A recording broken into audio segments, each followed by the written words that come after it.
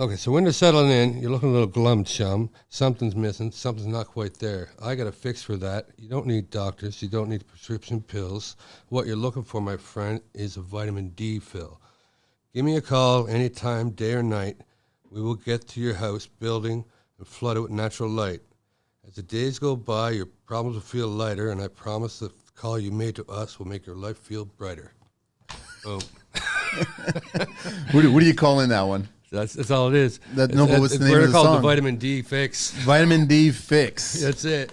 Patrick, welcome to the show, man. Thanks, buddy. It's been a long time. It has been. It has been. I've been trying to get on. You've been stuck on the roof forever. I've been sick, and I got in a car accident. Oh man, was it bad? bad? It's been a rough go. Yeah. What was it like last year? Yeah, last year, and then I ended up buying a new truck and stolen right out of the driveway. My brake, my ladder racks, everything gone. And then they find like 5 days later, beat the hell, and they want to give it back. I was like, no, I don't want that truck. Well, they just took it for a ride and they peeled everything off if it's worth money. You know, the brake's worth $5,000. Oh, and they just metal left. brake, and then really, yeah. So they just took everything off it, left the truck, brand new truck. Middle of the night. Yeah, middle of the night. Not only that, they parked a Mercedes that they just stole in my neighbor's driveway because the neighbor had a camera on it. They hopped out of that car, jumped in my truck, and took off with it. They couldn't steal the Benz? What's that? No, they had the Benz. They were driving that. So I guess at the heat score, I don't know if it's just harder to get rid of or whatever, but, you know, it's easy to get rid of construction junk, right? So, well, it's just a mess, right? And then welcome to the show. There isn't going to be any theft going on the show here. Yeah, well, that's good. That's good. The truck will still be out there when I get out there. I'm assuming it will be. I'm assuming it will be. So we got Patrick Snow here from Strictly Skylights, Strictly Skylights Canada. Yeah.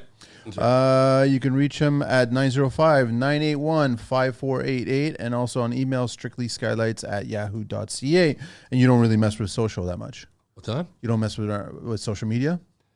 Oh, not a whole bunch. Not a whole bunch. Like I said, I just kind of rebuilding up the brand and stuff. So right now we're on LinkedIn. I kind of do my shout-outs there and just trying to get. Yeah, that's where I saw a lot of your stuff. I'm doing a lot of like more business relationships and, you know, for residential. So I'm trying to get to the commercial side of things. So that's where we're at. We're going to talk Skylights. Yeah. I got to do a few shout outs. Let me do a couple of shout outs here. I'm wearing John McNeil Construction his hoodie. I would say that John and McNeil Construction is probably the one company that has given me the most amount of swag. Yeah. And I say that as a positive. Yeah. But he's constantly giving me swag, which I appreciate it. So there's always a McNeil hoodie, tee, cap, something to wear. Yeah. So thank you so much, John. I also want to do a shout out to, please forgive me, somebody sent me a book, which is great, and I appreciate it. The Founder and the Force Multiplier. And I don't remember who it is. So I apologize, but I know that a couple of weeks ago, someone sent me a DM saying, what's your address? And then all of a sudden this Amazon package shows up and it's got this book in it. So please remind me who it was that gave me this book so I can thank you and I can call you up and thank you. But I really appreciate it. Everyone knows that. I'll give that a read and go from there. Maybe if you read the book, you'll realize who it was. I don't know. I'm trying to put the problem is that I'm getting too many messages now, and it's just like I can't keep up with all of a sudden. So I have this conversation almost on a daily now that I really want to just focus on the show. Yeah. I want to focus on the conversation, the person who I'm speaking with, and then just get that information out there. But as part of the show, all these things happen. People are sending me things and talking to me and asking me questions, and I'm like, this is great, but talk about multiplier. Yeah, I mean, like I need that's the what you wanted multiplier, when you weren't busy, right? It's I know. It's always the same thing. You want. I'm not saying it as a negative. I am not saying it as a negative. I'm just saying that I'm still getting used to it. Yeah, is what I'm trying to say, right? But unleash your voice on the Construction Life podcast community. Are you passionate about the world of construction, trades, and all things building related? The Construction Life podcast wants to hear from you. Leave us a review, share your thoughts, insights, and experiences on your favorite podcast channel. Your review fuels our mission to create engaging and informative content for the construction community. Your feedback is the motor that holds our podcast together. Share your thoughts, rate us, and let the construction community know why The Construction Life is your go-to podcast. Visit our website and check out the nearly 500 tradespeople and construction professionals listed on the site. Connect with all of them. Check us out at www.theconstructionlife.com for additional content, behind-the-scenes exclusives, and valuable resources. Dive deeper into the construction world with articles, guest profiles, and more. Follow us on Instagram at TCL _ The Construction Life. Follow us on TikTok under the same handle and tweet us at TCL Construction. Subscribe to our YouTube channel, check out our link tree, and find exclusive discounts for listeners. Link is in the IG bio. Join the conversation on Facebook, the Construction Life community.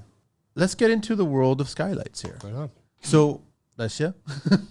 So I know that there's lots of brands here in Canada. Yeah.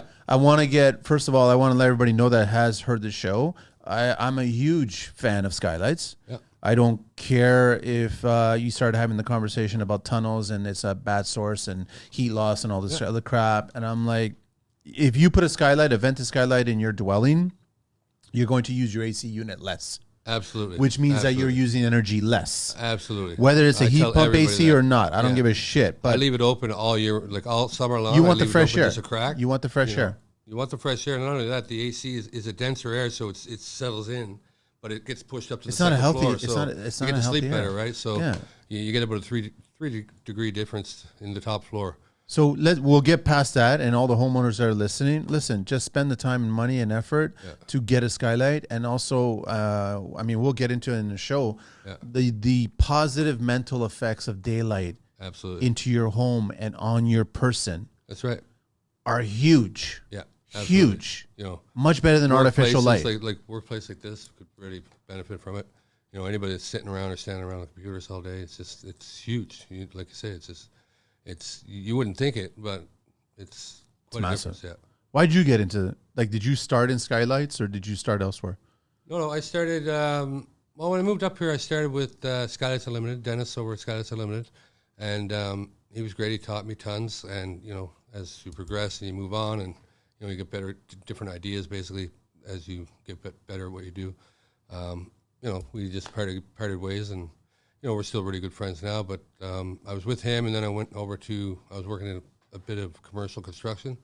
So I just basically moved up with a pickup truck and a school bag, and said, "All right, you know what? I'm broke." And that's it. 19 or 18 years old, and it's like, okay. So I crashed somebody's couch for about 2 weeks, and then got my own place, but.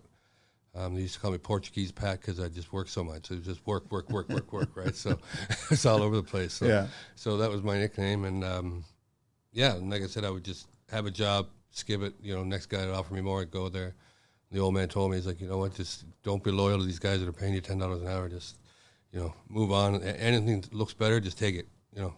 Drop a hat. So, well, why was he saying that? He was saying it because to learn more? He was saying it just because of, when I first come up here, I was just a laborer, just doing whatever, and if I got offered more, so I just kept applying for different jobs, and then I found a job where they would actually teach me, like at Skylights Unlimited, teach me basically a trade, or sort of a niche market. I was kind of looking for a niche market. Everybody's doing basements, everybody's slapping a roof on. How far back we talking about here, Patrick? I moved up here 2000, actually New Year's Eve 2000. So a good chunk of time. Yeah. And even back then, it wasn't like Skylights were not always on the conversation regarding a project because everyone always thought it was a really expensive item. Yep. If you think it was expensive then, you want to take a look at the retail price now. Yeah, it's a lot more. And I know that recently because I installed one. I paid. It was a 4x4 vented. Yeah. Velux. Yeah. I think the first one I paid, I'm probably going to go here maybe 2009, 2010 kind of thing. I paid maybe $1,200-1,300 for it. Yeah. And then all of a sudden, fast forward 10 years later, I bought the exact same one. 23? Yeah, it was twice the price. Yeah. Twice the price for the exact same unit. I found a price guide actually from 2005 from Velux. And that's when they first came out. And the biggest one was selling for like a couple $100. And I was like, oh my God. And the increase was just, whoa. But, they're just keeping up with the Joneses. Everybody's kind of at par, right? So everybody's checking out everybody else's price guides. They're like, they went up. Is that what they're doing? They went up $100. They went up $100. Well, they're almost the same. The sizes are all very similar. You have to They have to be similar the because rafter, it's going by the code, right? So it's going by, it's a 30-inch skylight, so that's a one rafter cut on a hand-cut roof, right? Yeah. So, or you got a 24-inch or 22-inch, so that's for trusses, right? So it's for and then the Europeans a little bit different, right? So that's why we don't buy the European windows, just the roof windows from there. So, the Europeans are a little bit ahead of us, right? Yeah. When it comes to these units, right? Yeah. Like I said, like their units, their roof windows, like Velux's roof windows, they're top notch. I love the roof Yeah. windows. Yeah. The ones that flip open, that pivot Yeah. open, and stuff like that. Yeah. But those are mainly just European, right? Like it's just I put a lot of them in, but I don't know. People just don't. They're made here, aren't they? No, Where are they made? the roof windows are made in Europe. No, but the actual skylights themselves from Velux. They're made in from Velux. They're made down in the States somewhere, Greenwood or somewhere. Okay, down there. Yeah. all right. It's in the States. They're not made in Canada. Okay, all right. Yeah, so they're all they're so the factory down here is the main factory for them. The one in Oakville here. yeah. Yeah. So But they don't produce any product there. no. They just they store it. They ship it. they just distribute. store and ship. Right? But they don't bring any of the European stuff in here. They do. It's just They're you gotta doing it wait, now. so it gets in a boat and gets brought over. So they have a very similar product to this for PR60. It's Yeah, so you brought a little sample, which I love seeing yeah, it. And so but this is from Luminex, right? Luminux, yeah. Yeah. So like there's a PR60 roof window, so it's a modular system. So so you can take the capping and stuff off. It's all magnetic. This so, looks like you can walk on it. what's that? This looks like you can.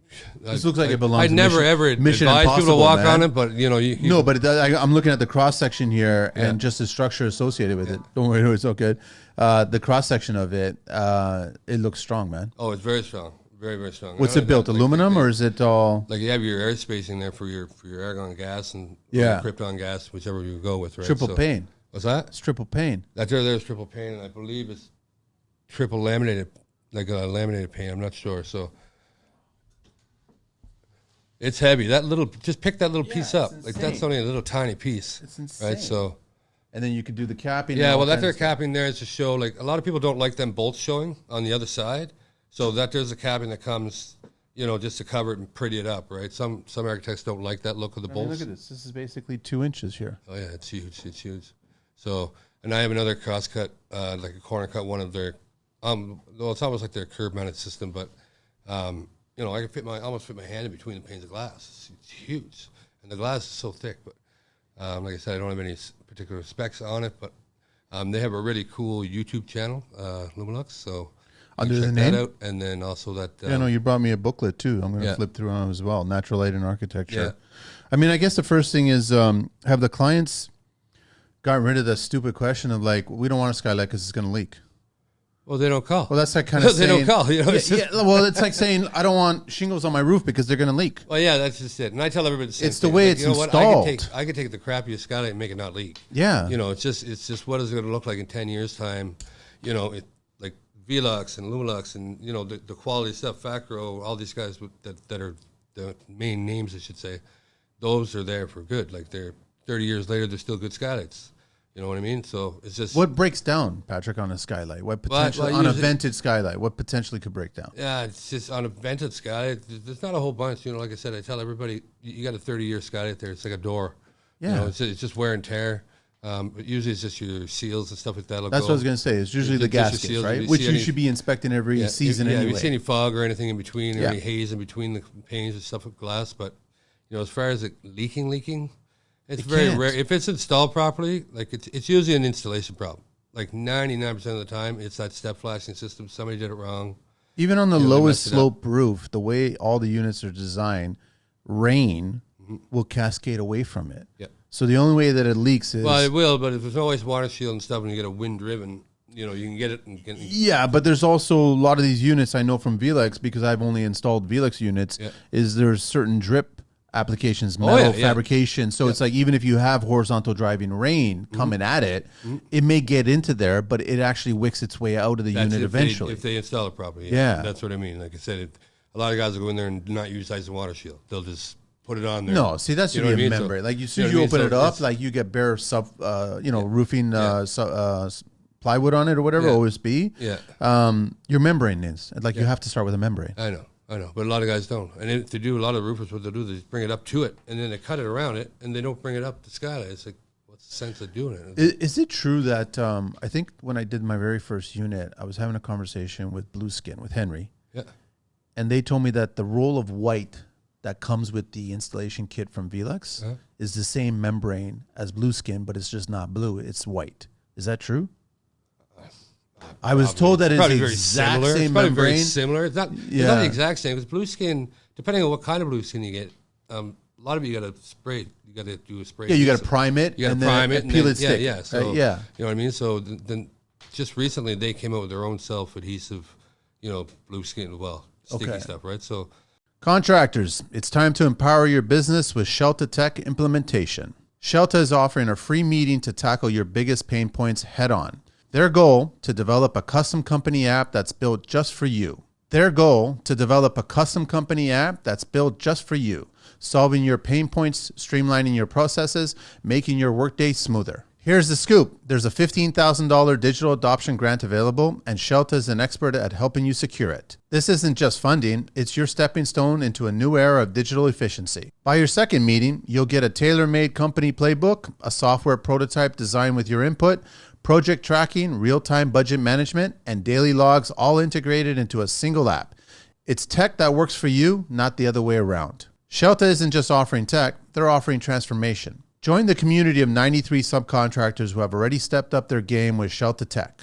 2 meetings, countless opportunities. Ready to make a move? Visit shelta.app. Let's pave the way to a smarter, tech-driven future. Shelta Technology, custom tech solutions for the modern contractor.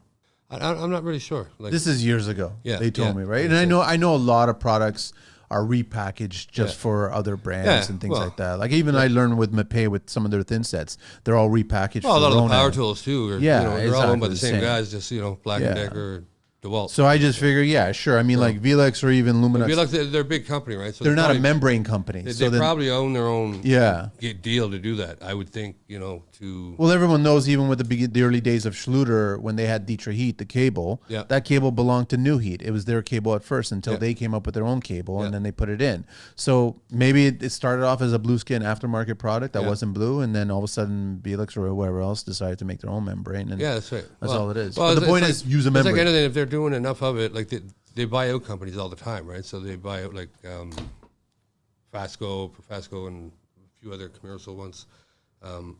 Instead of building their whole commercial brand, they're like, oh, you know what? These guys are making a solid thing.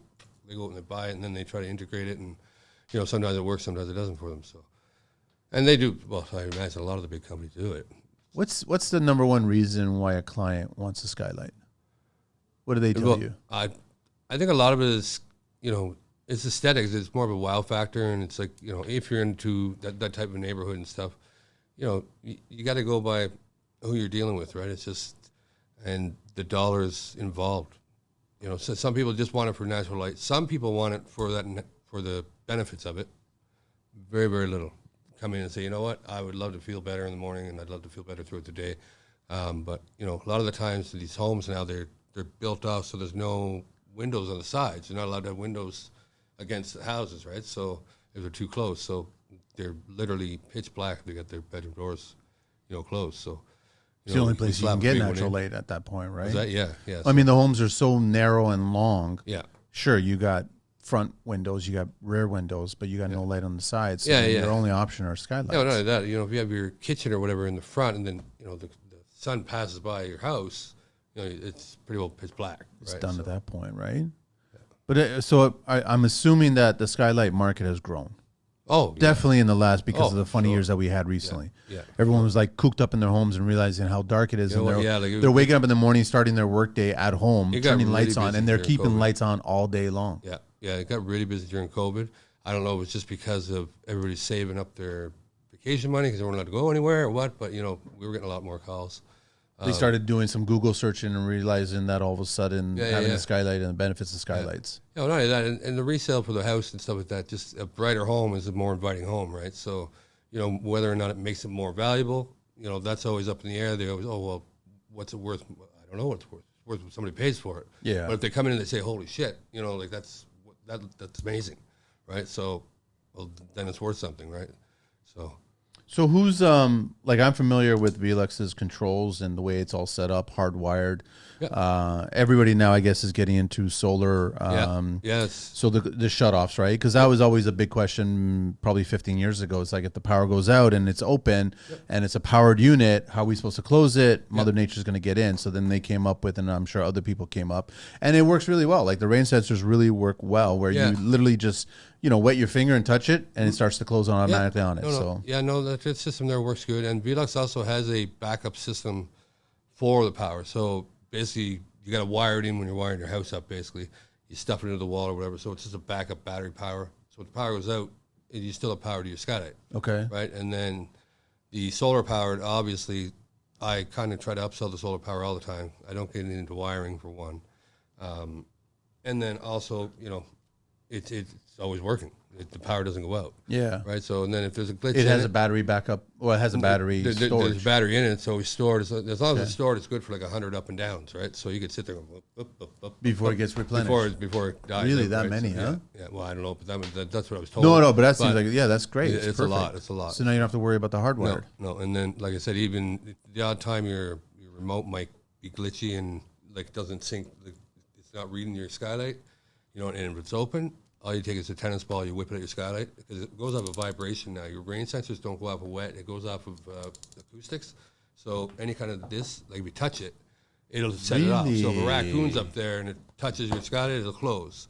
So all I do is tell people, take a tennis ball, whip it at your skylight, and it'll close, and then close it, right? So, or take a... Even the older units? No, just the newer brand. So they don't have the rain sensor anymore? They do have the rain sensor. But it will close if there's some... So a mist won't set it off. It's got to be rain. It's got to be like this. So why did they do the vibration? They switched... I have no idea why this... Oh, sorry. Yeah, I have no idea why they switched it, but it just got switched over, like I said, to that. And then because you bring up a good point about the mist, right? Yeah, so I always have that same conversation with every client. As soon as, they get that mist, the first time it rains, it's misting. All of a sudden, it's like, oh, my God, it's getting into the house. Like, oh, just relax, Yeah, it's it's mist. It's mist. So... and like I said, I kind of like the vibration idea. Yeah, no, I like it too. It's a lot easier to test, and because you could totally hear a squirrel or a raccoon when they run over a roof, especially if you got vaulted ceilings. Yeah, that's right. You'll hear it. So if they walk on your skylight, then that's going to cause it to close at that point. Yeah, like even like if I'm building the tunnel up and we get the skylight on, we always open it. Like I'm always trying to sell the opening skylights, whether it be for Factor or whoever. But it's it makes my life easier. I open it up, I'm able to work, and I'm not stuck in a hot attic, right? Doing all the framing and insulate. It's always a greater benefit. It's always a better unit, in my opinion. The problem is that, this is just capitalism.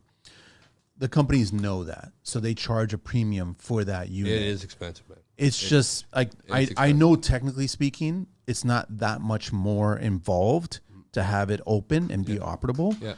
But the problem is, I think they're just capitalizing on the health benefits associated with it, because there's major health benefits and energy efficiency. Yeah. And I've seen it in person. Yeah. I totally have seen it, because all your hot air gets trapped in your second floor. Yep. So you got an opening, and all that hot air is going to escape. Yep. Then it's benefiting your home. You're not turning on your AC. You have cleaner air in your house now, not AC air or furnace air or whatever kind of air, right? Yep. You have natural air. So then they just go, you know what, we'll just charge this much. And then you either want it or you don't want it. One thing I liked about Luminous, a buddy came up from the States, Ross, came up to visit me and show me all of what they had and stuff. So their units actually, it's the same unit, basically, whether it be they're fixed ones. It's not this particular brand that's shown here on the show.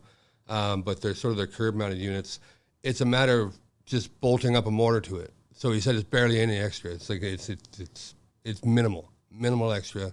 That's not like figured. It's not like it's tripling the price of it, right? So I was like, that's great. That sounds fantastic, right? So we'll see how it goes. Like I said, I got a few things being priced out now from Vancouver, and hopefully down in where else? Down east somewhere. Somebody was calling me about it. So. They're made in Germany. They're in Germany, yeah. So. These Germans, they know a thing or two. German engineering, man. No, they know a thing or two, but it's top quality. It's seriously top quality, right? Yeah. But like we said earlier, the Europeans just have a different mindset, because you do have a lot of dwellings that are jam packed together. A lot of them are side by side. They're row homes, right? Yeah. So you have no light on the sides. Yeah. No, that, like I said, there's no attics that are dirty. The attics are all living spaces. Yeah. You know what I mean? Like, everywhere in Europe, right? So that's why the roof windows are so popular over there. Flip open windows, right? Because you have access to it. So let's get into the construction, Patrick, because I know that every manufacturer has a variety of sizes, and they have the go-to sizes that are designed specifically for truss dimensions, which is basically, 23 and a quarter when you're putting 24 on a center or something like that. So you got to do 22. And then you're hoping that rafter was put in on a Monday, not on a Friday. Yeah, that's right. So it's exactly the space that you need. Otherwise, you might have to do a little bit of finessing to get it out there. But once you get a client that wants to get that odd number, now you have to cut a rafter, cut something, right? To make the accommodation. Then you got to do your header and your all your studs at that point, right? That's right. Yeah. So all depending on what you're doing, like I always try to upbuild it, everything, like just overbuild it. I've seen enough plans, I've seen enough, drawings and stuff that, and I know what they want, and then I add 3 inches to it, right? So it's just, if I think they want a 2x8, I'll put a 2x12 in. It's just for the sake of $5 a board. Might as well. You're running it wall to wall anyway. It's might as well. It's simple to me to just make it stronger and just not have to worry. I walk away and just, we're done, and nothing will ever happen to that. Like I've gone to a place before where I lost a job. Somebody else got the job. I get a call 2 months later. I go back, and the skylights sunk in his house because he chopped out like 5 trusses, and he didn't re-support it. I go in the corners. He's got the corner framing done up with pieces of wood. So this guy didn't know how to do structure. No, he didn't know how to do anything, right? So I was like, well, listen, the price I gave you before is not the price now. Like I can't. No, you got to fix. I got to fix this now, right? Before I just had to build it. Now I got to fix it. Why did the homeowner go with him? Because he was just cheaper than you? Sell price, man. How much of a price difference do you know? I don't know. It was substantial because usually, like it was a few $100, or if it's 5% or 10%, I'll work around it. But I just and anybody that comes with a crazy number, I just tell them, listen, just make sure you get a bucket. It was apples and mangoes there. Sure but why didn't the homeowner realize that this wasn't right? What's that? Why didn't they realize that this wasn't right? Now he has to go through this headache. I don't know. It's just it's a blind eye. Most people, like even when I'm in doing their jobs, like I don't see the clients ever. I walk in, I meet them, I tell them where it's going. They say, great. They go to work. They give me a key, and a week later, they got a skylight. It's done. And then they look at it. It's like, okay, yeah, it looks good. It's one of the jobs that it's the weirdest feeling to cut a hole in an existing structure that's already waterproofed, right? Yeah. And then have this hole. Yeah. And then all the time over your head shoulder, you're like looking up at the clouds, wondering, okay, is the weather just going to turn at some point? Or like you're worried, right? There's always stress and worry and anxiety attached to it, right? To the install, because you just don't know, right? But until you get the unit in there and then you start to seal it with the membrane, at that point you're less stressed. That's right. Everything's fine, and now you can flash it and then re-asphalt and put it all together, right? And I like both units. I like curb and I like deck. It depends on which one it is, but I know that the roofers love the deck. Not the deck, sorry, the curb mounts. The curb mounts, because they just drop them in place. But the problem with the curb mounts, I guess you got to be framed bang on perfect, right? Well, the curb mounts, they don't have to be perfect. It can be a little bit bigger, a little bit smaller, but the problem is it's not finished. It's not a finished product, right? So the deck mounts a finished product, and then you got to drive all up into it. Yeah. But at the same time, to pull an old deck mount off and put a new deck mount on, they're just always a little bit different, right? So you can't just kind of slide it right in place. You got to finagle the drywall a bit and do that. So, like my preference is a deck mount, just because it's more aesthetically pleasing. When you look up at it, it's got a nice wooden finished frame to it. Yeah. Whether it be finished natural wood or painted or whatever, it just looks better. Why is it that Facro? I remember asking Facro when they first came into the market. They only sold them as natural wood. They still do. So they don't even offer white. They don't offer white. It's natural wood. I've never met a client that just wanted natural wood. But it's lacquered like 5 coats over. I know, but all your trim and everything in your house is white or I know. Chantilly lace. They don't care. So they still keep it bare. It's exposed wood. No, it's not. Like I said, it's got 5 coats of lacquer on it, like a sealant. So it's almost like glass. Like to touch it, it's so. I know, but it doesn't go with the rest of the home trim package. But that they're white trim that you're looking at, it'll absorb moisture. Their frame won't. So the white is just a primer. It's just a primer, and eventually, if you get it, say, in a bathroom or a kitchen or high humidity area, your corners are going to blacken out, and unless you keep painting it and doing whatever to it, like keep it on top of it. But these other ones here from Facro, you don't got to do that. It's just boom, put it in, and that you can just spray with a hose all day long. Yeah, I know, but it was just like and it was always that honey color lacquer, right? Yeah. No, I know what you mean. Even if you got clients, I don't even know. Like I tell people, you could probably give it a scrub down with like a soft, like I'm sure you can paint it, but the thing is, you'd have to paint it, and you got to prep to paint it. No, yeah, you got to really got to properly done. You really got to prep because most of them are pop open or flip open, so you got to open it on a hot day or pop it out hot day. Do it all up. Make sure it stays nice and dry while it's drying, and you cannot close it until it's dry. Because once you close it, I've had people close them, semi-dry on the seals. They sealed. Tears the seals all apart. Yeah, right? I know. Yeah, they don't realize that, right? Yeah. We've had that happen on one job, and it was actually bare wood units, and they were very high-end units. Yeah. But we were doing all the sealing, getting all prepped, and then we assumed everything was dry. But then we closed the units, and then by the next day they were like sealed shut. Then it became a hassle to open them up again, and then we had to reseal it again because wood just reacts differently when it comes to the sealing side. Yeah, totally. I know. I want to go back to Velux, and it just when everyone started getting app enabled.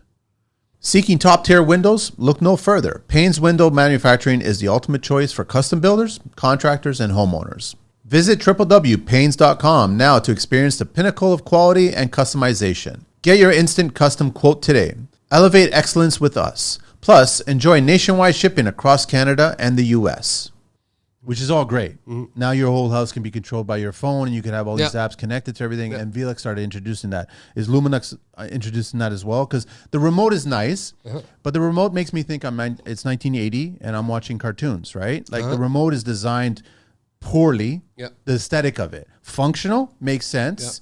To get into the command center and try to figure out some programming and pair and stuff like that, it's a little bit of a challenge. Not difficult though. It's just ugly. So now you want to get into the world of apps and just use your phone.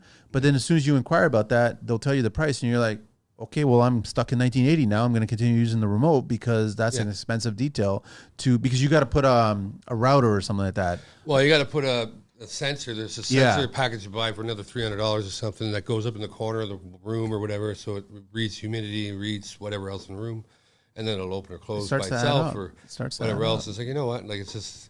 When's enough? Enough's enough. Like, it's a Skylight, right? So it's like. Are these guys? What do they have for functioning? These guys are more for like I said, I'm moving more towards the commercial side of things. So these guys are more. So they have modular systems. They have circular skylights, like glass skylights, which I don't think anybody else has in glass. Really? Yeah, circular. So they're pretty cool looking. So most of their stuff is for bigger buildings. Like this is the PR60, it's called. So. It'd be more for larger span. So they can do like a 100-foot span, and they send you a kit to do it with. Boom. Because they do composites. So their main business is composites. So they do RVs, they do this and that and the other thing. So they'll build your I-beams, or they'll get your I-beams built.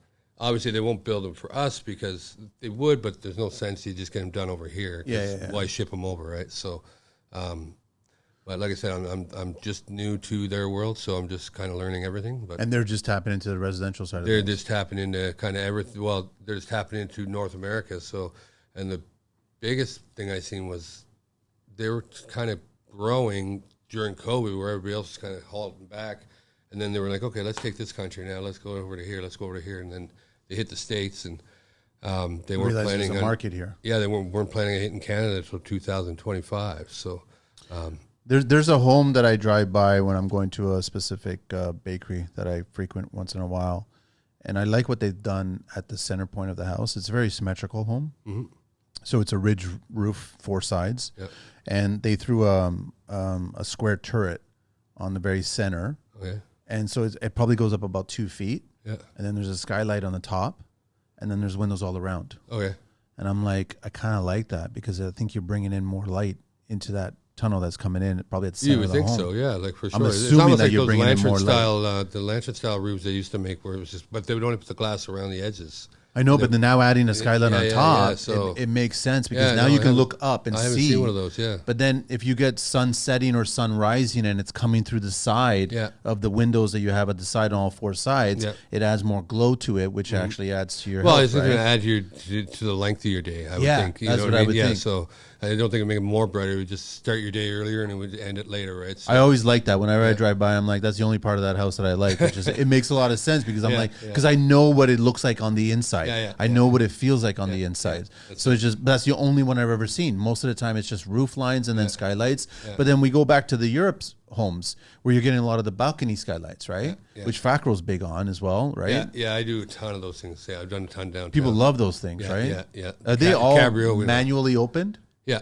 Okay. Yeah. Because you want to physically get it in place and then set it up. So basically, you pop the top open and then the bottom rails come out, right? So, but they're really expensive, like very expensive. You're talking a $6,000 window, right? So That's just for the unit? just for the unit, For me to go in And do there's it, construction you're at about involved. 11K to, Yeah, for me yeah. to do everything, right? So But you're getting an accessible dormer. yeah, Like you're basically. getting a So, lot. But there's an easy way around it. Like to do it, it's the top of it is about 63 to 65 inches long by 37 across, and that does the top part that opens up. So that's the top, sort of acts as your roof line. Yeah. You can buy just that unit. What I tell people is buy that unit. We'll install it at waist height.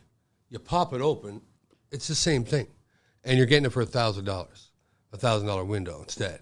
Right? You don't need the balcony. Like you don't need the rails because if you install it at waist height, You don't need walk the railing. up to it. It's You going don't to be need the the same railing. effect. You're Exactly. still outside, It right? does. That Have your makes coffee, sense. have your smoke, whatever you want to do. And Yeah. yeah. So it's so I've done a lot like that, and that way there you can put like 2 or 3 in a row, and it looks really nice. What's the biggest width unit that they offer? For that, I think is a 44, which is a monster. So you're a double rafter at that point, Yeah, right? Which yeah, is but good. it's But that's monster. huge. Like, it's Isn't so that heavy to heavy. lift up? Was that? It's heavy to lift up, no? No, because it's all hydraulic. Like it's hydraulic. So once you click it into place, like it's heavy at first because it's not engaged. Once you engage it, then you can pick it up and put it wherever you want. Like it'll stay wherever you want it to stay.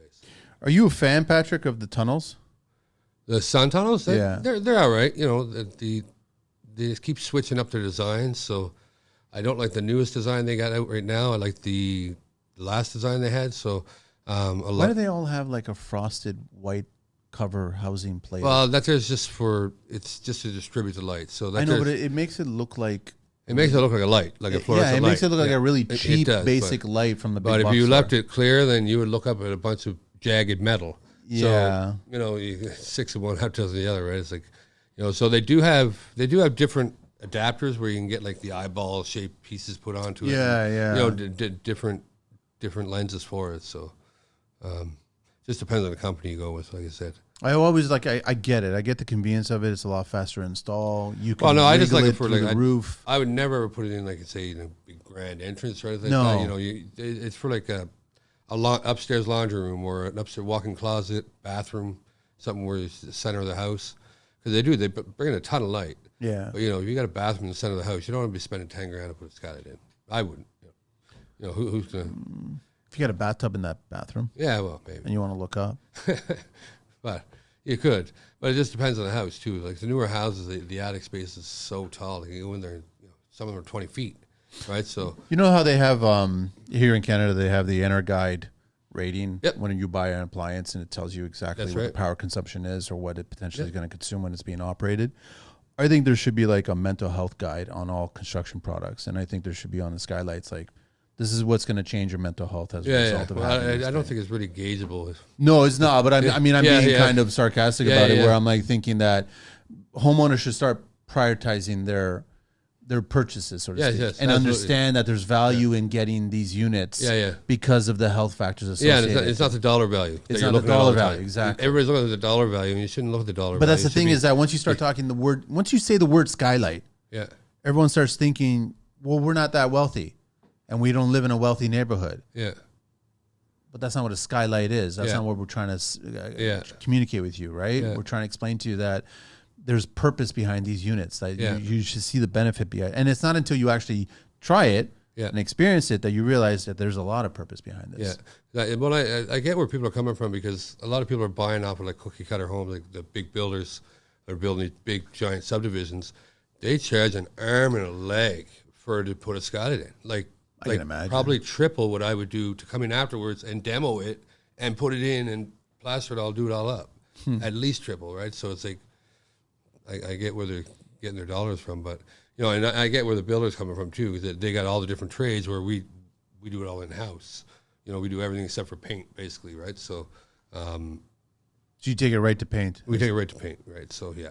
We take it to paint and then touch up some paint. I always say touch up some paint because there's always the little nicks or Yep. those. Once you get the primer and paint on there, it's like, oh, what about this? Or what about that? It's like, listen, it's sunlight. You got to be perfect It's for the sunlight. one camera that everyone starts Yeah, to pay the sunlight's attention. hitting it. It's a certain you catch way. everything right. So, What's the biggest unit you ever installed?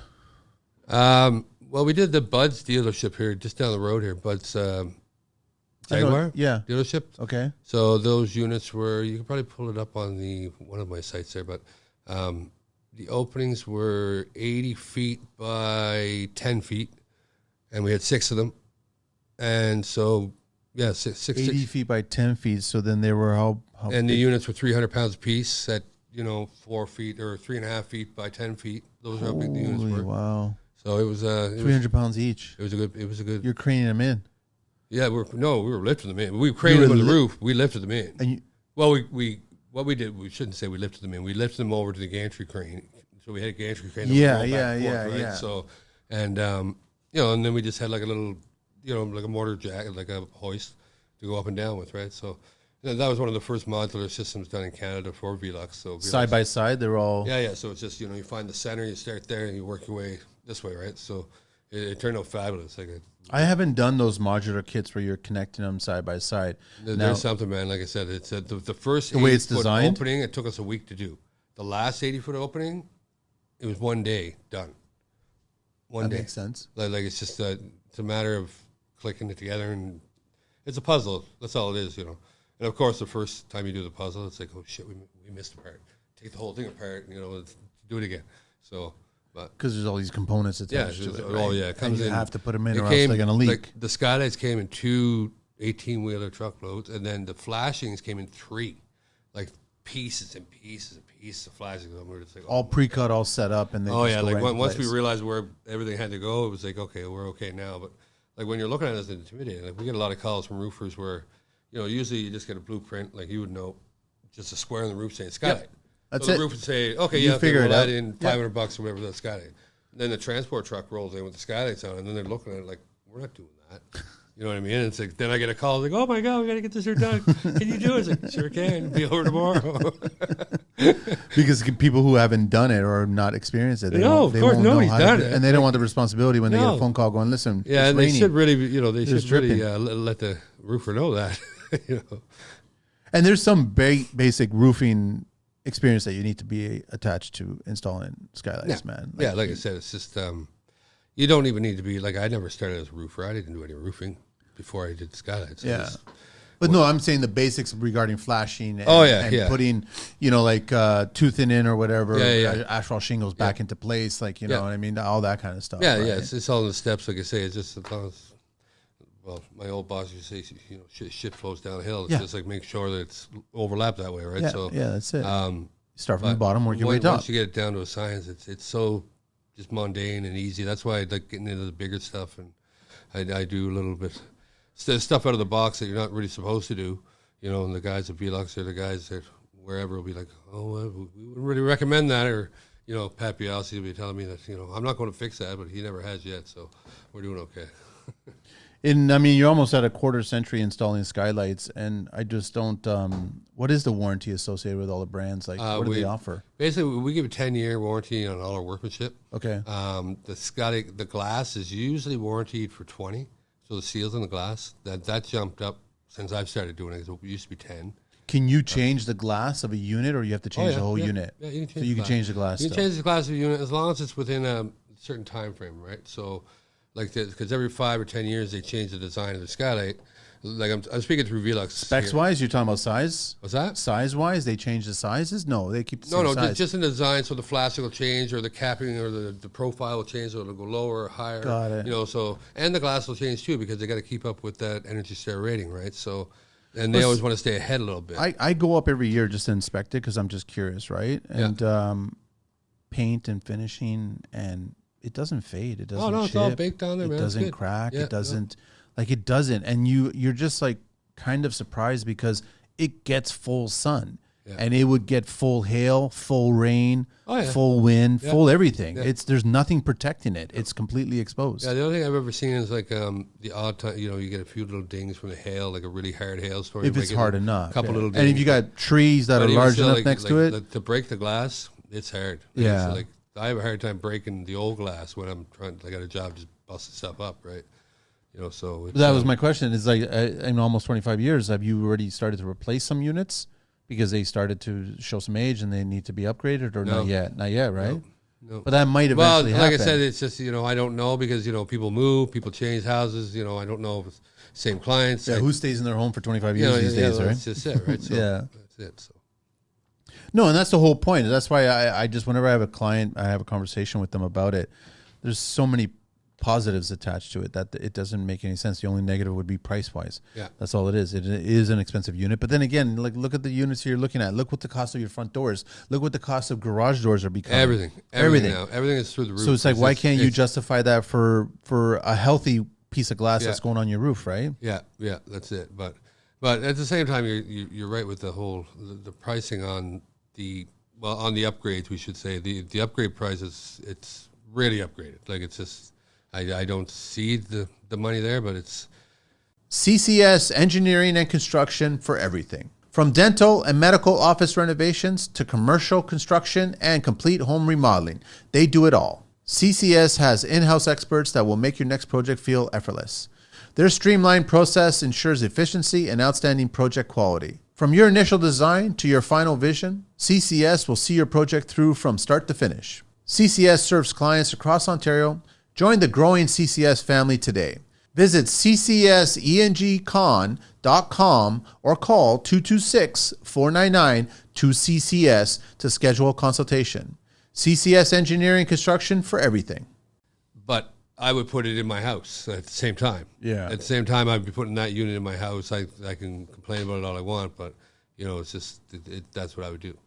I know HVAC sometimes, depending on the install and depending on the home, there becomes an HVAC conversation with certain skylights that are being installed that are heavily tunneled. And when I say that, I mean, like, if you got such a pitch roof and you can't vault it, you can't open it, you need to stay in the parameters of the roof rafter distances. So now you got to talk about bringing air out there and bringing heat out there, because then you'll form condensation, which will the easiest way around it, without getting into talking to people and getting plans that are drawn up, usually we'll plop in like a cold air return, and we'll run it to the cold air return system just to get the air circulating. You get that stale air up there, and that's when that's why so that's what we do usually on a regular basis, just on our regular installs, just to make sure we get a little bit of airflow, unless it's an opening unit, of course, where they can just pop it open and stuff like that. So, but I mean, how many owners know this? The homeowners, they don't know it, right? Nobody knows. No, everybody looks at me like I'm crazy. Yeah, we're going to stick a vent up there. We're going to run it through the cold air return, and this wall plate here. We're going to cut it open and whatever else. And what are you talking about? See, I've seen it. It was like a cause and effect. It was during a build that I was doing, and we had one of those tunnels because the clients asked for one in one room in particular, and it was high. It was probably 10 to 11 feet high, 2 feet wide, and it was probably by the length of it. We were able to scope it out. Yeah. But during construction, we started seeing condensation. We started seeing water droplets on the floor, right? Subfloor, the plywood. And we're like, where's this water coming from? There's no way the roof is leaking, right? Yeah. Then I decided, okay, well, let me go up to the skylight, which take an extension ladder, get up there, and you noticeably realize, like, you can feel the temperature difference as you were getting up. Yeah. And then once you got up there was a huge amount of difference. And then you started seeing the condensation forming on the bottom of the glass. So it's like the air was stale up there. You needed to circulate. That's when the first conversation I had about HVAC and circulation of air and everything, that you have to do that. Otherwise, this eventually is going to fail. Well, not only that, a lot of times they'll make you, depending on the size of the tunnels, like I've made tunnels the size of the ceiling before. Right, so I've made huge tunnels. Like, they've made them upgrade their whole HVAC system, because it's basically you're putting in volume. A new room. Now you're it's putting a whole new room. Yeah, exactly. And you have to heat that now. Yeah, you got to heat it, and cool it, whatever else, right? Yeah. And not only that, like, heat it and cool it, you get really cool it because you're bringing so much more heat in, like through the glass, right? So if you got a tunnel that big and it's all glass, glass is as good as it gets. It's not as good as 2 feet of insulation, right? No. You're going to notice a difference. The easiest sell is always if you're speaking to a European. Yeah, it's just they get it. Yeah. They understand it. Yeah. It's always a harder sell to sell it to Canadians or Americans here, because they don't really. They're more about the big box and the big, large windows at the back of the house that's showcasing the family in the living room and the kitchen area. Yeah. But they're not realizing that there's a missed opportunity when you've got an open area for the staircase or the hallway or a center mount or whatever, that you can bring in so much more daylight coming in here, right? Yeah. Are you seeing more people? I never wanted to. I didn't want this. The blind attachments. Are you seeing people wanting that? A lot of them do. Yeah. Really? Yeah. So they want to close down the sun coming in the house at certain times of the day? Yeah, well, just, I only recommend it, if it's like a south-facing or west-facing where you get direct light. Yeah. You get them hot days. If you're not going to put an opening unit in, it's going to get That's different. It's going to get dog hot in there, man. Yeah, Like, it it's will, going to get crazy hot, even if you go with the upgraded glass. it gets warm, like really warm. So that's the only time I really recommend it. Or, obviously if it's in a bedroom, you're going to want something just to close over. But at the same time, then you run into the same condensation issue because a lot of people, they'll close it and they don't open it for 2 weeks in the middle of winter, and then there's water droplets all over your thing, and you got condensation everywhere because you got that extra airspace, right? So it's just problems that you run into where you don't need to have them. Do you know where's one place that I think I'm considering it, but I think homeowners should consider it? Garages. Oh, yeah. And the reason why, it's more about the air than the light.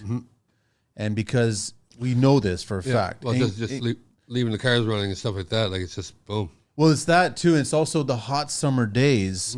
A garage is like, it becomes an oven. It's an attic, basically. Right? Yeah. That's all it is, an attic. So right? It gets extremely hot in there. Yeah. And so it's like if you had one vented skylight in there and you opened it up during those hot summer days, you're going to let all this air escape. You leave it open all the time. It's a garage, right? Like it's just leave it open. That's what I would do. Fresh air going through, right? Yeah. It's simple enough. So that's why I definitely would think that it's worth it to throw in a vented. And not only that, you just, obviously when your doors are closed, you got light all the time. But I guess the homeowners are going to have this mindset of like, well, we open up the garage door once or twice a day, and that's a lot of air. That's opening and closing it like a bat cave is one thing. That's not letting air circulate in the unit. Having an opening 2 foot by 4 foot or whatever it is, and having that constantly open, then you're circulating air through that place, right? Yeah, like my garage's door is open all day long. Like if I'm around the house, it's open. I'm not walking into that thing so hot. Like it's just it's mine because I guess these days. Well, at the start of the show, we talked about your car being stolen. It's like people are being too ballsy these days, where they could just literally walk onto a property and go. They are something else. Like I've seen videos and I'm seeing people just test doorknobs, and I'm like, because a lot of people have this mindset is they don't even lock their doors. Yeah. So it's like if some stranger comes along and just tests a doorknob, then they can walk right in. And it could have been a homeowner that was just like, I'll go to the grocery store for 5 minutes and grab something real quick. I don't have to lock up. Yeah. And I'm like, well, that's an opportunity for someone to come in. So that's why the garage doors, like you always, and then I also see these videos where people, it's easier to break into a garage door, which I got a big bone to pick, right? Because that to right? It's easy to slip in a coat hanger and pull it. Yeah, that side garage door. Yeah, that's the way, and that's the ticket for sure. Man, it's just insane, right? That's one of the big things I get asked a lot too is, what about burglars and stuff with the skylights coming in? It's like, listen. You're going to hear the ladder. What I'm going to do is I'm going to come in through any one of your windows or doors. I'm not going to set up a ladder. Crawl around on your roof, try to get into this thing. It's like, don't worry about it. They're not coming from the top. Unless it's me coming and I know how to get in, like it ain't happening. They're going to find an easier spot on the ground level to get in. I can't see anybody. And besides, in the middle of the night, you're on the top floor. Yeah. So why would you want to be breaking in on the top floor and make all your noise there? You want to be on the main floor. Here we are on the show teaching people how to break into people's homes, right? It's like you go from the bottom floor, man. You never go from the skylight. That's it, man. My biggest worry is like when you do hear the critters run around the roof. Yeah. I wonder if these, because I think that animals are a lot like animation animals where they have these conversations going, hey, there's a skylight there. It's just a screen. It's just we got to make a movie or something. We've got claws. I'll do the animation. It's like I could just cut open this screen and I can watch, but what's the point of getting into the house? Now you got to drop down this hole and then hopefully make it. No shit. The raccoon got caught in one of them because it hit the freaking rain sensor.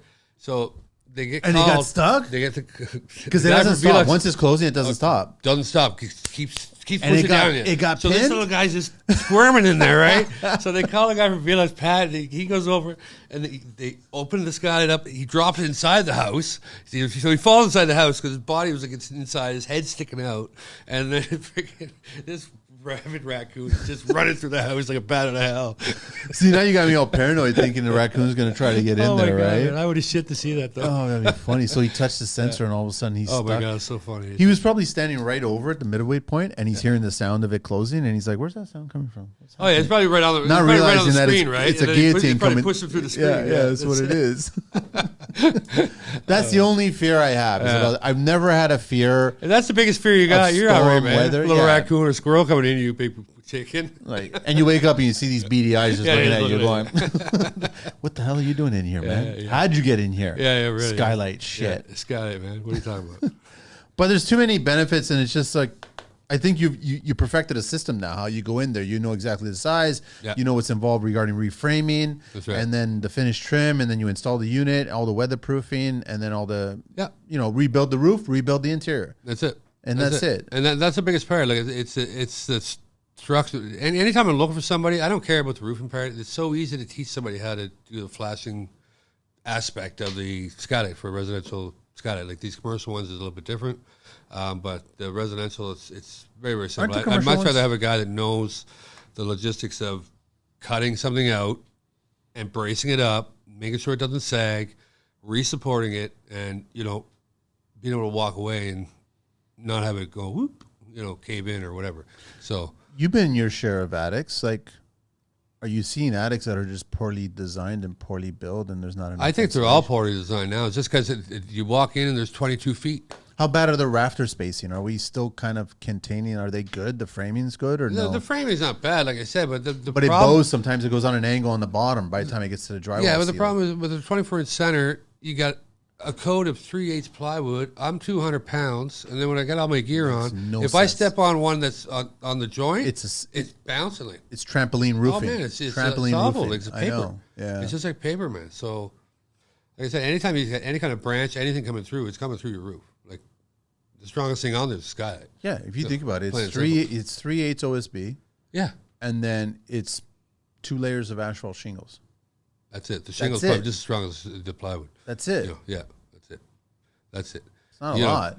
Well, the thing is, when you're hitting your roofing nails in, it's just bouncing off of the. Like you can't even get a roofing nailing; it's just bouncing off of this material, whatever they want to call it. I don't know what they want to call it anymore. Yeah, it's so true. It's well, don't worry. The 3/8 OSB actually becomes half-inch because when it's exposed to the elements, when it absorbs all the water, it absorbs all the water. It expands to half-inch. It becomes, Oh, okay. Yeah, okay. it becomes 10 mil. That makes me feel way better. No, totally. That's the OSB manufacturers. They know that for a fact. It has to sit in Mother Nature for about a month, and then it becomes half-inch at that point. You got to give it 2 months of moisturizing.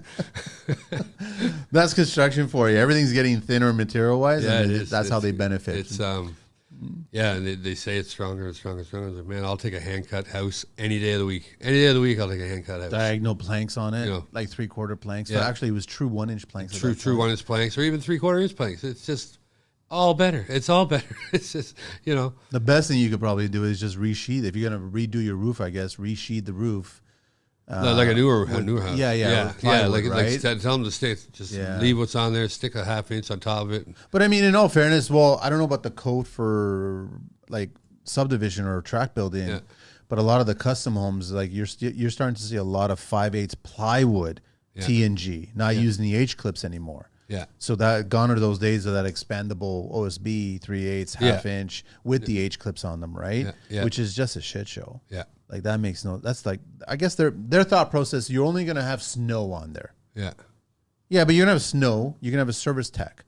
You're going to have either mechanical, fireplace, terminations coming out there, and you install skylights, you're going to have that. Usually when you finish installing a skylight, that's usually the strongest part of the roof. Oh, yeah. Because the reframing alone that you have to do. Yeah, it's much stronger than what it was. Stronger. I'm going in, well, it's all trusses, 2x4s, 2x6 at most. Yeah, for your base. It's always 2x4 engineered. Then you're going in with 2x12s. Yeah, going wall to wall, doubling and tripling it up, or LVLs depending on the length of it, right? So it's just it's always stronger, always stronger. I guess it's always easier for you if it's a flat roof and there's a parapet, and then you're just dropping all these curb mount units, right? Yeah, like I said, it doesn't really matter to us. Like I said, it's unit's a unit. Simple. Like we go and we do the framing first, and we just have it down to a science where we get our ceiling framed in, our roof framed in, and then we just put a couple sticks up to support it because the ceiling supports everything. And then I can chop the hole, throw a guy out on the roof. He's doing the skylight while I'm framing, and it's just like clockwork, right? So it's pretty quick. Yeah. Anything else you would do outside of skylights? Nope. No, this is it. That's it. You got an assistant? Like That's what I do. How many people you got working with you? Well, I had 4 at a point, and right now I'm just down to 2. So it's just it's not a one-man business. What's that? It's not a one-man shop. You can't. No. Like I said, well, it's sometimes I'm the one-man shop, but it just depends. Like I said, it's hard. It's hard to do it one-man show. So, and that's kind of like with the Lamb stuff. I'm trying to get into doing the bigger commercial stuff and doing it, kind of coast to coast, and dealing with more of, say, unionized labor or whatever I need to do, I'll go in and do the job. Yep. But it was just for me doing the job. I'll bring in a work crew, and like this stuff is all like puzzles, right? So it's just okay, this all goes like this. Okay, let's get this done, and that's it. Move on. So there's a few things that I don't like seeing at the big box stores, and I don't like that there's a Skylights section at the big box store. Yeah, because I definitely don't think. Well, that's where you're getting the bad name. It's not a DIY project. I don't care what the TV shows tell you.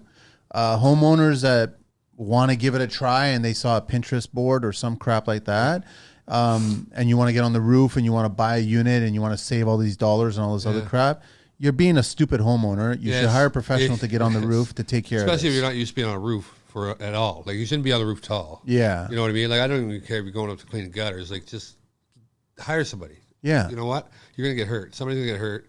And for what? And it's always you're saving a few dollars. It's always the fancy pictures they see that they want to build, right? It's like, oh, well, I'll build that. It's like, for over 30 years, Technometal Post's vision and goal has been to revolutionize the construction industry, and today they are proud to say that they have achieved this. Their dreams drove them to design, innovate, and build reliable products, develop leading-edge installation equipment, as well as train and certify professional installers just like you. Technometal Post products are used throughout the world. They do the research, the evidence is there, and testimonials have shown that their helical piles have become a standard in the building industry. Many customers and contractors have already adopted our technology, and for them, it would be impractical to do it any differently. Reach out to them at www.technometalpost.com for your next project. Okay. It's one product, though, that I see in the aisles there, and I'm like, this does not belong here. It should not be an option for homeowners. Yeah.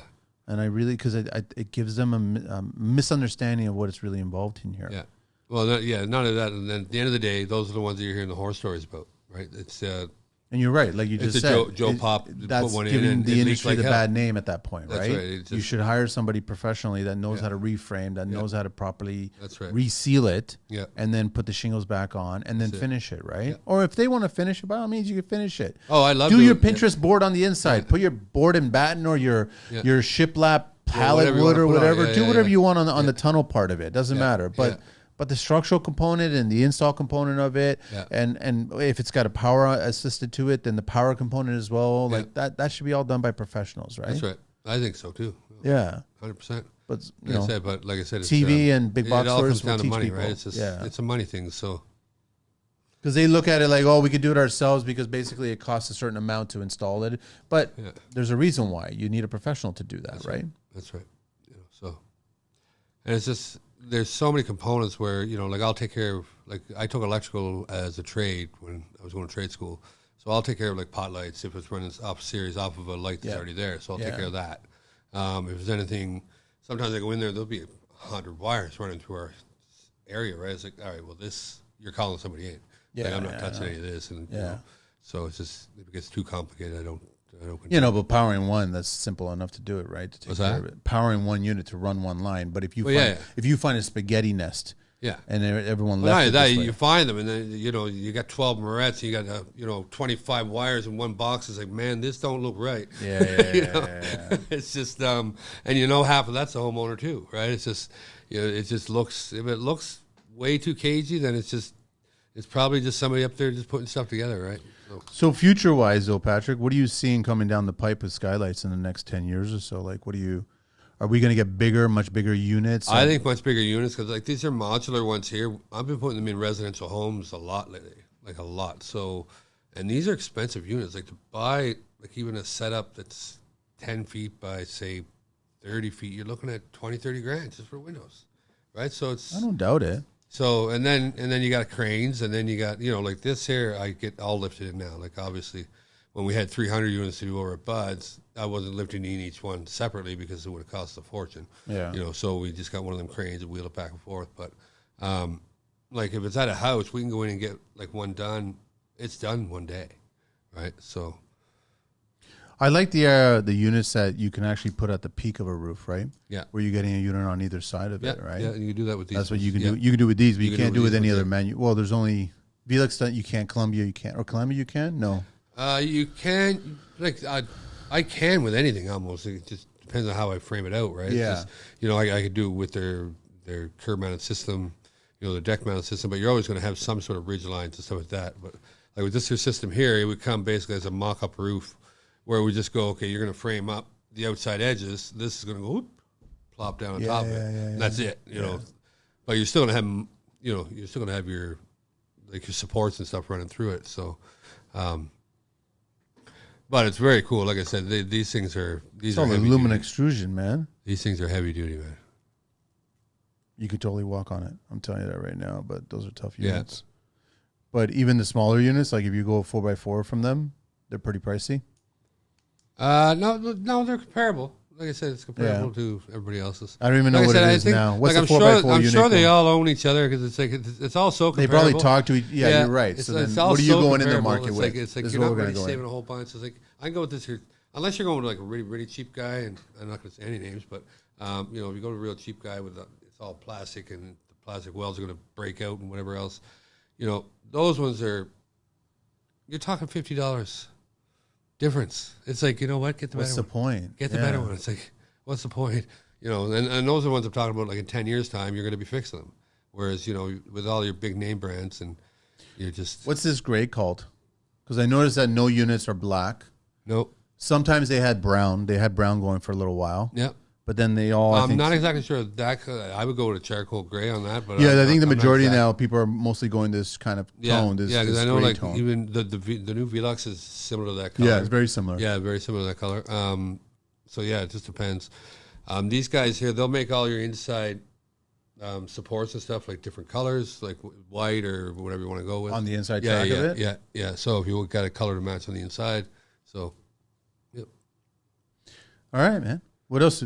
I think we covered a lot, but is there anything else that I missed? No, man. No, we're good. Like I said, you can install year round, right? You don't. Yeah. No, I install year round. I mean, not snowstorm or not rainstorm or whatever. Not snowstorm, but like I said, if I'm doing a full install, I'm on the roof for maybe 3 hours, so I can kind of pick it. So I'll go up and I'll tarp it off first day I'm there, and then the heat from the house melts off the roof while I'm working on the framing, right? So I kind of putter away at it, like in the wintertime. I'm not gun ho. I'm just like, let's just take our time and we'll get a payday, and then we'll move on to the next one. But how summer is, it's just guns ablaze, and it's just you can't get them done fast enough. So do they, or all of them, or am I wrong on that? Are they offering training? No, they're not trying. They're offering like PK classes, right? They're teaching you about the product. Yep. They do teach you about the product. So like I said, that their QR will show you a lot of the stuff that they do. Yeah. Velux, that they have their seminars, but it's not for you, like it's for companies. No, it's for trades, people. For people, right? So, but it's very minimal at best. We'll say, it's basically for the flashing aspect of it, to show you the steps of the flashing and how that there goes. Like to say you're a Skylight 101 roofer, a Skylight expert. Yeah. It's more for a roofing guy to help the roofing guys out, because I do a lot of work where roofers will just call me in and just say, we got 4 Skylights. Can you come in and do them for us? They don't want to do them. They'll get me to do them for them. So why don't they want to do them? That's what leaks. But they do flashing around chimneys. They do flashing around. I know. I do it all the time. Like whatever. All the time. Yeah. But a lot of the times the client will they'll actually ask them, like, are you certified in this, or how long have you been doing this, or how long have you been doing Skylights, because it's usually, like you say, they got the bad name. That's the leak point, and they got the bad name if it's improperly installed. That's right. That's as simple as that. But the thing is, you only got to improperly install one, and then you got one mad person, you hear all about it. You got 100 happy people, you don't hear anything. It just resonates from that point. It's just the way it is. So, listen, I'm a big fan. I mean, I see quality. I definitely would recommend that you spend the time and money researching and paying for a quality unit, and then that it's going to last a long, long time. Yep. And me personally, I'm seeing one like it's easily going on 15 years now. Yeah. And there's no issues whatsoever other than the screen being a little bit of dirty, but that's just from wind and all of a sudden the fall season where you get a little bit of leaves coming in. That's right. Occasionally you have some paw prints on them from probably some raccoons or from squirrels or something like that. Yeah. But that's the extent of it. Other than that, like I said, the paint has not been chipping, it has not been cracking, it's not been fading. Well, not only that, like I said, with these are new ones going in the residential homes, there's no wood. It's metal, rubber, and glass. There's nothing that's, as long as it's put together right, you're good. Until you actually experience it, like you'll wake up healthier. Yeah. Like you'll wake up a lot. There's proven science that waking up with the sun is beneficial to you. Of course. Right? That's why the cell phones are messing everybody up at night and whatever else, right? It's like my kids, they don't go near their phones, like after dinner, it's like, you got 1 hour, that's it, shut it down. And then they get the blue light sensors and whatever else they got on these phones. Yeah. And that's why, because it's giving you the false sense of daylight. Yeah. And that's why it's keeping everybody up, checking their phones, every 45 minutes they're waking up. It's scary these days, right? So if you can, and I would always recommend, like definitely in the hallway. Yeah. In the bathroom is a good idea. Yeah. Because you get ready in the morning. It's always better. And also bedrooms is optional to do it. It's always great to have it. But then in the bedrooms, like you said earlier, you might have to put blinds on it. Yeah. So then you can have blackout. I always loved like the side split homes where you put them in the living rooms and stuff like that, where you get a lot of bang for your buck, right? So it really makes that, house and a half seem a lot bigger, right? Bigger. So,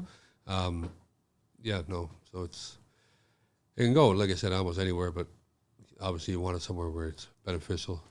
I'm seeing this cross section here, this foam part here. Yep. And like, what's that foam part there? This is your outside edge. So if this is your outside edge, okay, it's just insulation. So it's just insulated.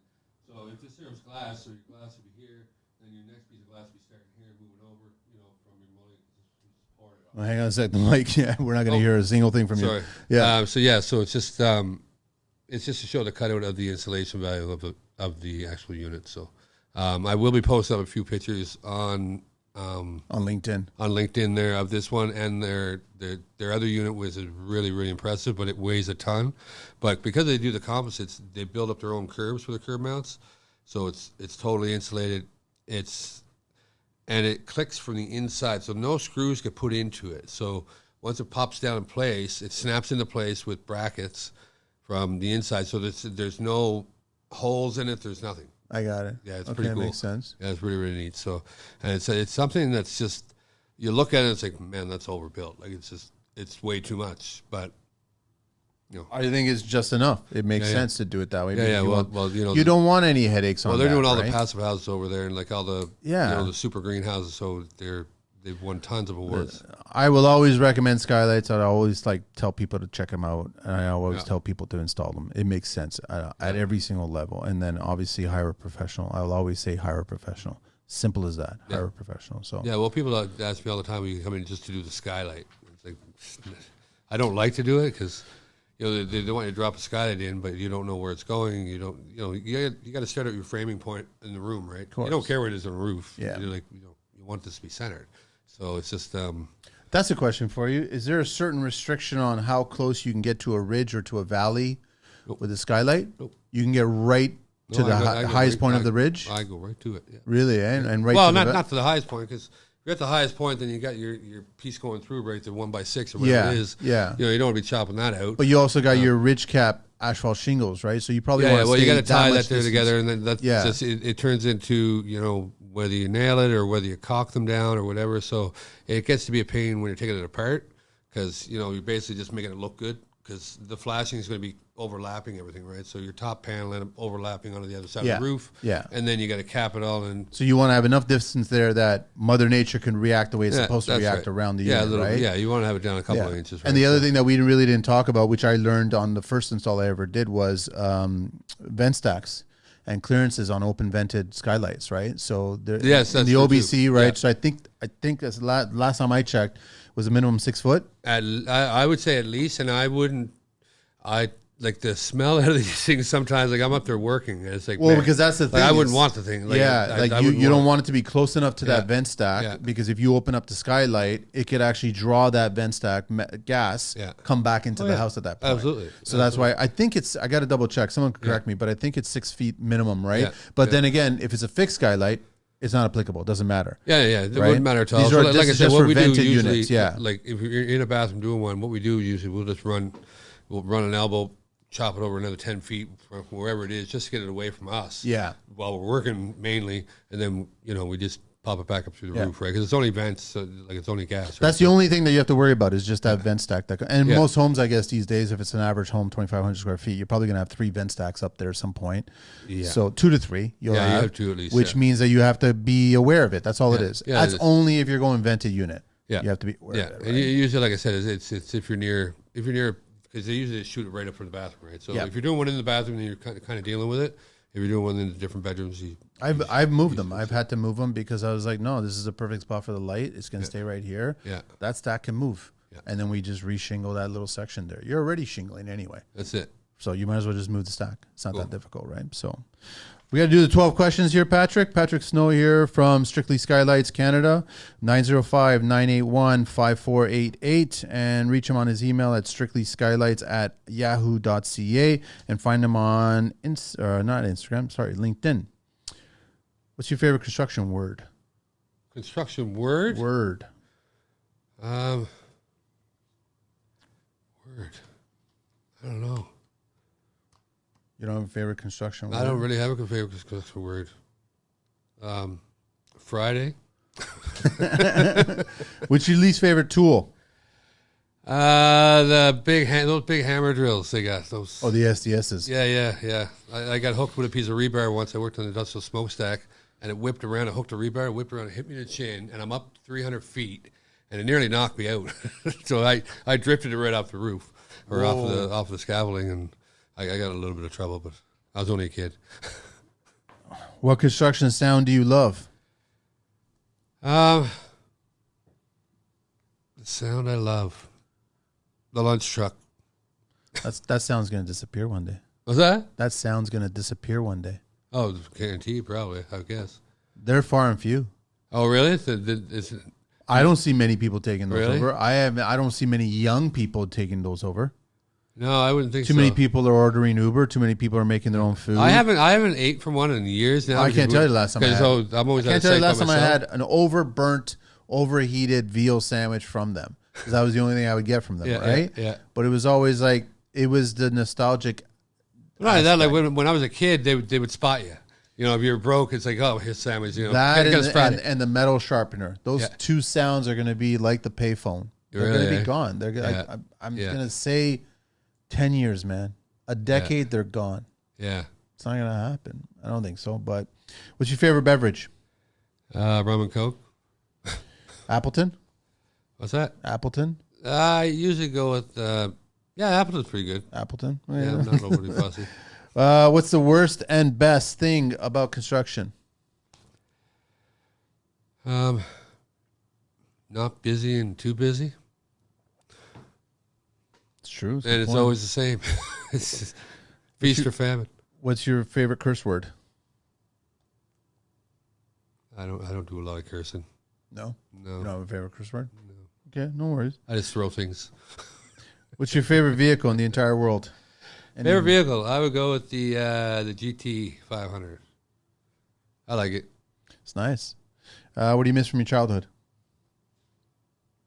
The freedom of not knowing what's coming and not knowing what's going to happen. Thinking it's all good. What profession other than your own would you like to attempt one day? I don't know. Maybe I would go with,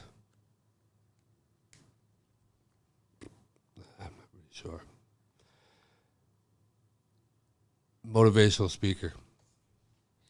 What profession would you not like to do? Plumber. Last question. If heaven exists, what would you like to hear God say when you arrive at those pearly gates? What's that? If heaven exists, what would you like to hear God say when you arrive at those pearly gates? I'll be keeping your seat warm. I like that. I like that. Thanks, Patrick. Thanks so much for finally getting on the show and talking some shop and talking some products and stuff. That was great. Keep up the good work, man. Yeah, sounds great, buddy. Thanks for having me. Thanks so much. I appreciate it, man. That's it. We're all done. Cool. Angelina, All right here.